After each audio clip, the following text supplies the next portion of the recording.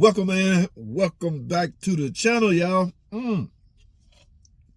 Let's get right into it, man. Ooh, this is tea, guys. All right. This is I don't know if any of y'all recognize this. This is cold pressed ginger root.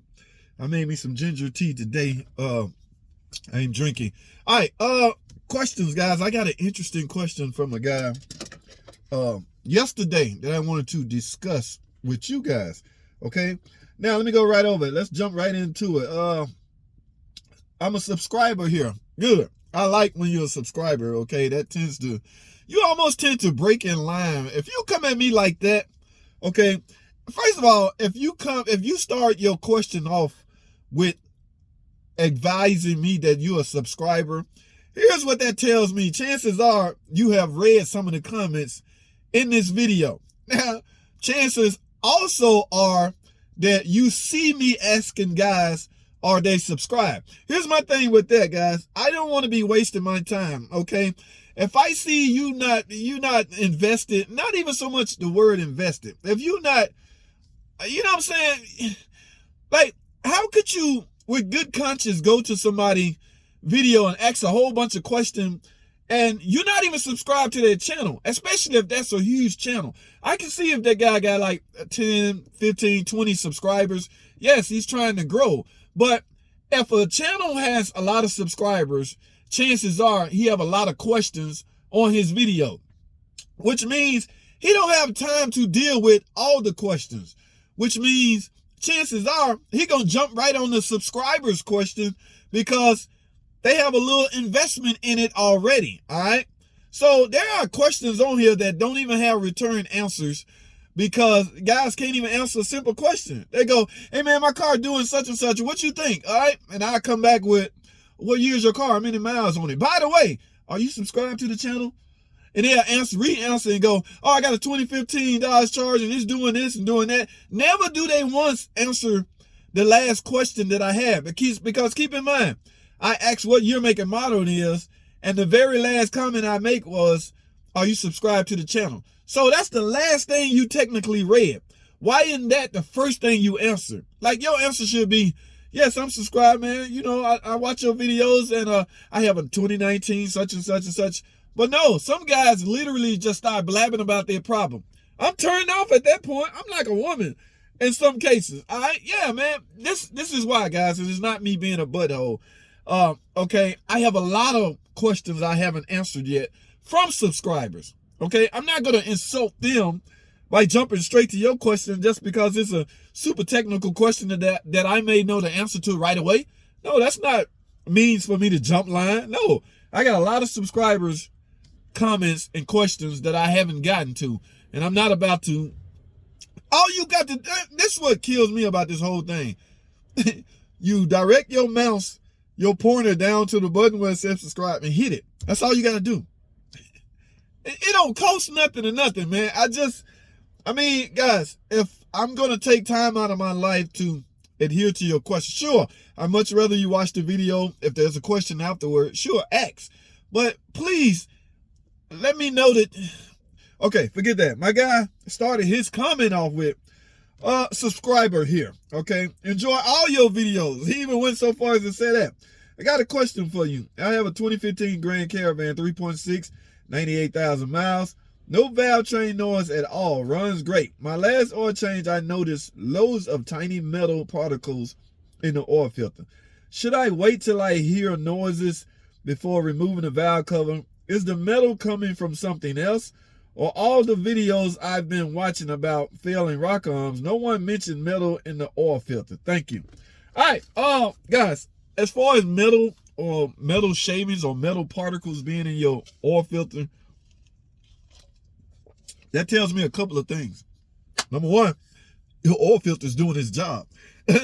Filters are in place to filter whatever it is they're protecting. So when you hear the word filter, just think of it as a protection device. Transmission, for instance, has a filter. All right, you don't want normal debris that will be created by a transmission, guys. Yes, everything breaks down over time. All right, those breakdown particles don't need to jump back into circulation. All right, so it need to go through a filter where the filter can capture those particles or those shavings or that debris. All right, so it will not make it back to the pump and ruin the pump. That is a vicious life cycle, guys. Like I say, over time, everything breaks down. Now, again, if you're seeing particles or debris in your oil filter, that's a sign that your oil filtration is doing its thing. You don't want those particles to get back in the lubricating system. However, that is a sign, another sign that you may be having some problems with your valve train. Okay, for instance, that the true sign of that, or if you think you're having some rocker some valve train problems, the true sign is to remove the valve cover and look at the camshafts. All right, that camshaft tone wheel is magnetized. It's a magnet. Okay, so while your valve train inside that valve cover doing its thing, if those rocker arms are coming apart, remember, guys, that's the sole problem with this whole valve train system. Terribly shitty built quality rocker arms. All right, it's giving Pentastar name a fit. All right, it's ruining the image. Okay, the rocker arms. Okay, y'all can say what y'all want to say. I burn liquid mobile one band, all that, guys. And again, these are my opinion. The problem with that engine is the rocker arms was built poorly. All right, you can blame it on oil. If that makes you feel better, go for it. But you will get a different answer from every tech you ask. All right, this is the answer you're getting from me. It's just rock arm, poorly built rock arm. It has nothing to do with that damn engine being a fatal flaw or not getting up to the right. Here's why I say that, because after every repair I make on those vehicles, I never see it back. If it was a fatal flaw, the flaw will happen again, even with new parts. The new parts that I'm replacing are essentially updated, revised, built, better parts. All right? If I don't see that car back, it wasn't no fatal flaw, dog. It was just those damn rock arms. It's been 3 years now. That lady gone. She probably done sold the car now. Again, guys, these are my opinions, okay? So, yes, if that magnet or that tone wheel has powdered metal shaving, that's what it would be. Remember, guys, your valve train working, all right? Oh, no, those loads coming up, contacting the rocker arms, the roller bearings, the needle bearings. If that needle bearing and roller bearing slowly dying a slow death, that will create little mist inside your valve cover, little mist powder shaving. All right, now just so happened on the end of the valve cover is two magnetic tone wheels. All right, that's where the camshaft sensor set at, and read those to keep the engine in time. While that's happening, those little mist in the inside that valve cover, they're being drawn to that magnet. All right, in fact, after so long, that magnet will have little loops of powdered metal shaving all over it. That is a true sign that your valve train is coming apart. Now, your question goes, should you wait till it become noisy? The only risk in that is, it's not really a risk, however, but because you don't really make a repair until you hear a solution or hear a after effect. All right, nobody thinks their car needs fixing if they don't hear nothing. Your case is, you say you're not hearing nothing, but you see something. Visual, I don't know, you can gauge how you predict visual as opposed to audio. You don't hear anything, but you see something via your oil filter. Okay, you got shavings on it.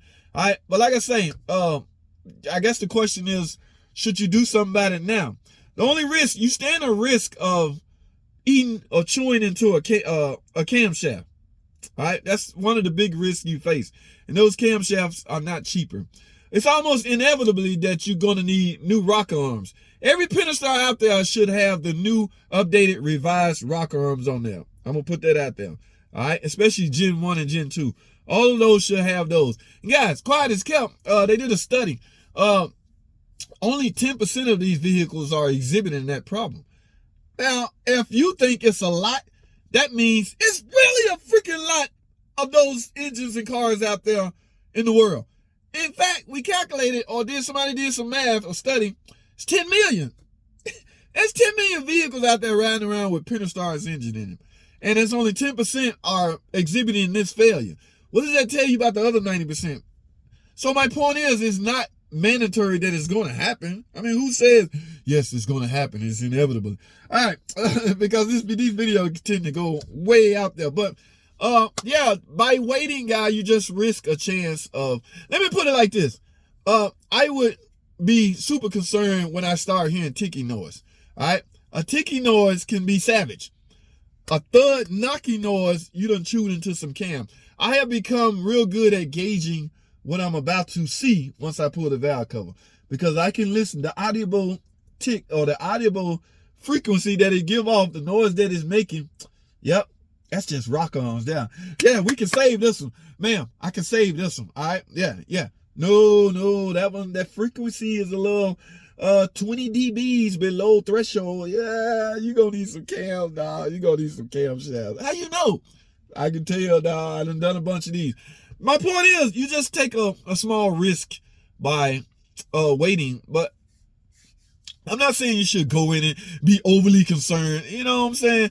Wait till you hear a little noise or whatever, and then dive into it, because chances are, if you catch any of these early, you will not need $300 camshaft. You just need rock arms. But I got one better for you. I'm gonna show you those shavings on the camshaft, what I'm talking about and how it looks. Okay, because I did one a while back. In fact, let's go out here and look at this engine right quick. Alrighty, guys. Let me get out of that car. This is a 3.6 Pentastar here, but that one's fairly clean. This engine right here, they went through some water. Self-inflicted wound. It's seized up. It's hydrolocked. But here's one I did about a week ago. Okay, this is what I mean by, yeah, you see these little, yeah, these are, Tom Cook alerted to me of this. Another Chrysler tech I know. He the one turned me on to what has actually happened. Like I said in the video, that inside that valve cover when it's working, if you got a rock arm that's slowly dying a slow death, the bearings, the needle bearings fall out of the roller bearing, and then the whole roller just fall and start chewing in the cam. But before that happens, there's a starting point to anything, right? So while that's slowly dying a slow death, all those little mist, that little mist inside of here, will be drawn to this magnet. All right, so when I do one, I always look at that. I mean, you can wipe that off. Like at every repair I do, if I'm going to reuse the camshaft, I clean that up real good and put in new rock arms. But yeah, that's, you see how that look? See all those this little gray stuff? That is you know, powdered shavings. The little mist that's going on inside of here when that's happening. Now, how this stuff made it to your oil filter, I don't know. Is it excessive? Does that mean it's excessive? It's possible. It's hard to tell. But yeah, should you be concerned? Well, to an extent, yes. I mean, it's your baby, this your car. So yeah, guys, I always do a PCV valve. That PCV valve set right here, a lot of guys have a hard time understanding why they can't get that valve cover off on bank one. That's simply because of this right here. Your valve cover is fighting against this. So once you got to tilt that valve cover in order to get it off. But yeah, the PCV valve set on there. Anytime you got this out, go in with a new PCV valve. As you can see, you don't see a lot of rock arm lifters over here. That is simply because I don't waste my customer money, right? A lot of guys replace these, and you should if it's going to give you a peace of mind. But every customer I'm dealing with is pretty much broke, and not broke. They just budget's just low, so I can't afford to go in with all of these. So, but if I got, see, if you see two here, you know what that means? That I found two bad rock arms. So under every rock arm that I replace, I'm going in with two lifters as well. But these normally don't fail, guys. These hold up, all right? Well, forever. Okay, but guys, that's all I have. I don't want this video to be long. That's all I have, man. Thanks for watching. I hope that answers some of your question. At least I tried to touch on as much as I could. All right, I gotta go. Thanks for watching.